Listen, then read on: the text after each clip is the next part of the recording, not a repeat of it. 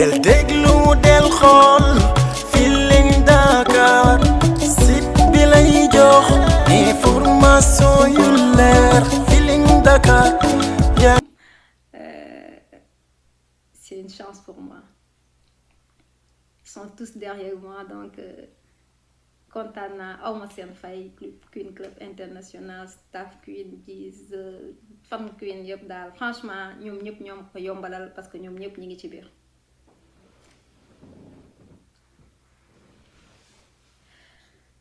Parlant de la vieille parce que du ma tudd tur moom tey su ma tuddee tur rek damay may buzz te man duma may buzz. Ce sera trop facile. Il y a la vieille qui me dit que ni man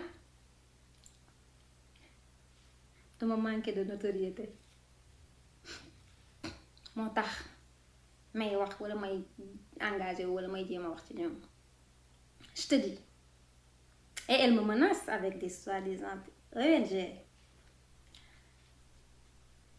Je dis à cette vieille man 2013 laa taxaw biir Nations Unies au siège des Nations Unies à New York way def discours ñu tàccu ma xam naa ne mu soo fa teg sa tànk ndax danga bëgg buzz soo ko defoon wane ko.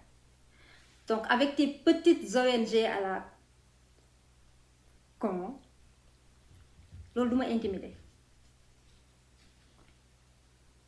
yaa ak say ONG ak say tubaab fu ngeen xam ngeen dem faalewuma leen. Si je suis en manque de notoriété yow xam nga man je suis millionnaire en followers kon duma wax ak centimètre du dëgg. Donc on ne boxe pas dans le même ring. On n'a pas la même vision des choses. On n'a pas la même façon de faire la politique. Nous, on va le faire avec classe. Dinañ ko def ak classe. Dinañ ko def ak engagement et détermination. Dinañ ko def avec dignité. Kenn duñu jënd. Kenn duñu xokkatal. Kenn duñu dugal ci naka su dul noonu. Kenn duñu noot. Te nag duñu sukk kenn.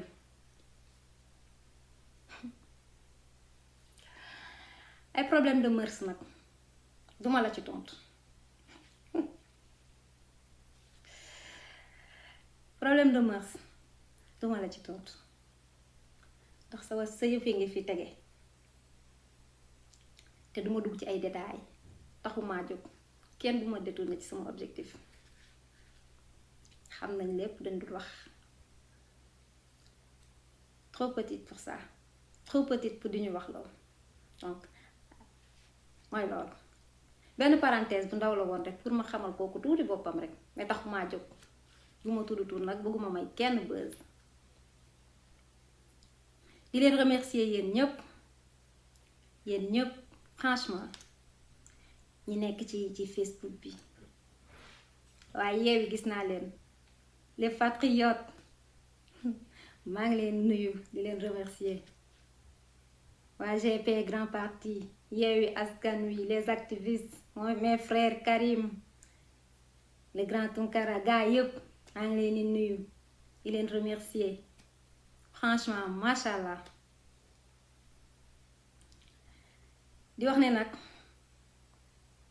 l'heure a sonné et l'heure est grave nañ ko faral di waxee. Le moment est venu ñu liggéey ñu fight.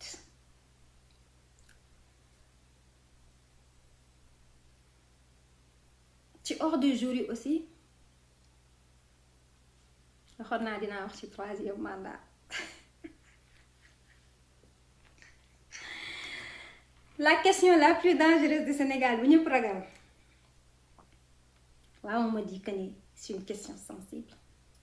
En quoi elle est sensible? 3e mandat du fi am. Man Queen Biz maa ne 3e mandat du fi am bakkan laa ci teg.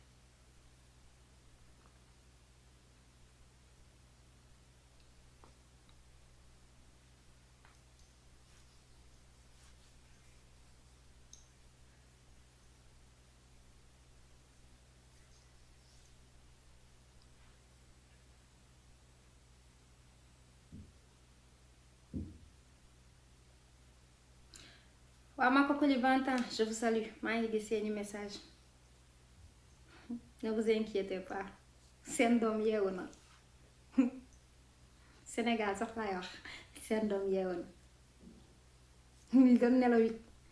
Li doon nelaw ci ñun jeex na.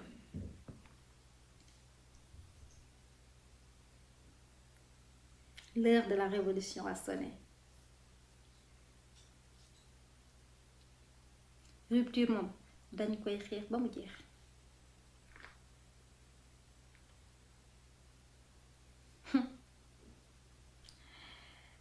Politique nag mi ngi door am gan. Queen egsi na.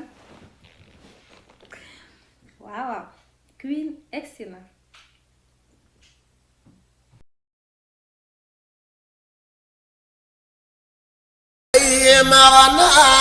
Serigne Cheikh Ahmed Tidiane Niass dofu Maam Khalifa Niass le marabout du peuple le mythe de sa génération kii amul maas amul dendandoo ci mbirum asrar fii ci Sénégal ak pajum cosaan yow mi bëgg a tàqalikook cigarette ak sangara yow mi amee yow mi tëw a am doom yow mi amee impuissance sexuelle di gaaw a yëg sa bopp gaaw a daanu ci sa biir néegu sëy ponkal baa ngi nii moo ci mën ñëpp yow mi bëgg kaaraange bëgg ku la samp yow mi bëgg gàllaaju kër bayre ubbiku wala ku la dugal xalwa kenn mënu ci Serigne Cheikh Ahmed Tidiane Niass lépp lu waay yittewoo disponible na ca moom am na ay jaaro mystique yoo xam ne ay jaaro yu doy waar la ku ko takk ku ne nekk millionnaire ci kaw suuf am na ay ubbiku yu yéeme dawal gaaw nga fekk ji ko fi nga xam ne moo di Dakar wala Kaolack dafay nekk ci ñaari barab yëpp wala nga jokkoo ak moom ci 78 362 44 44 wala nga def 75 644 77 77 Serigne Cheikh Ahmed Tidiane Niass dofu Maam Khalifa Niass le marabout du peuple.